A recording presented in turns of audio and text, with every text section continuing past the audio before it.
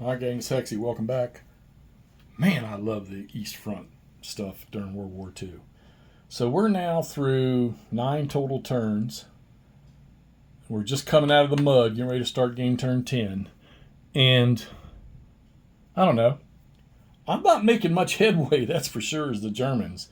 I even decided last night to read the players' notes about being patient. But okay, so the Russians really don't have any reinforcements, to come on. Um, I'm sorry, I'm going to turn 9. Yeah, no, yeah, turn 10. They really don't have any reinforcements left to come on. I think they got 2 more or 1 more untried unit. So what they got is what they got. Now the Germans have knocked out a lot of units. I don't know what the victory point's going to be on that, but they haven't taken. I mean, they own Cherkasy, but I think that's it. They don't own any other cities. You've got Poltava sitting over here that can be taken. You've got Nation sitting up here that can be taken. Kiev, the Russians just won't give up Kiev. I mean, I just keep flooding whatever I can in there so that if a step gets lost in Kiev, they can replace it. And I want to say the Kiev defenders put up a serious defense. I don't think they gave up the city till the bubble was cut anyhow. So, but I've not been able in the north to break out with the Panzer elements up here, and there's quite a few of them up there. And you've got Guderian with that big 10 points he's got up there to sort of help these guys out. But I'm not making much headway. And then I decided finally, man, I got to pull them back out there and get them someplace where they can be effective. And I'm thinking now that maybe I should have brought them down in here and drove this way to try to cut off. My first vision was this road right here coming all the way down south, knowing the Panzers that Kleist would come in down here somewhere in the south.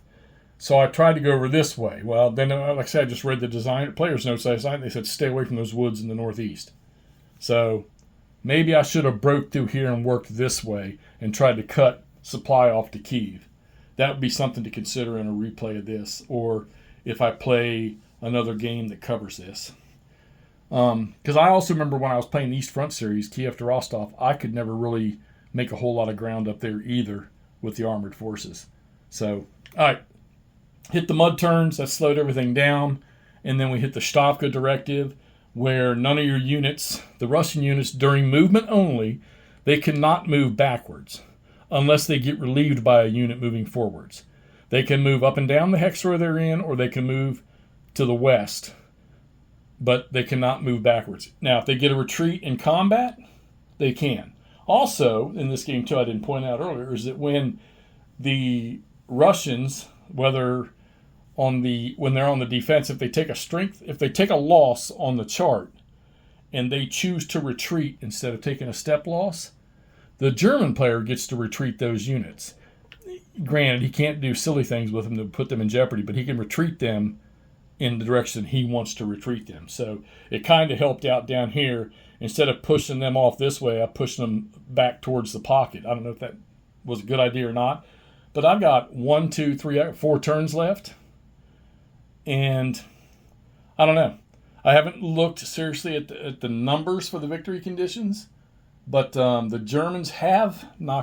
Russians have knocked out a motorized division. The 29th motorized is completely destroyed. And I'm wondering, do they get any points for that? And yeah, they do. Man, they're going to get 5 VPs just for a regiment.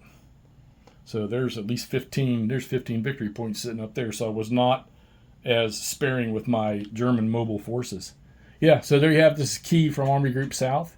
4 more turns to go. Let's see if we can pull this one off. Like I say, no more real Russian reinforcements coming on. But, man, what they put into the lines, there's still some untried units.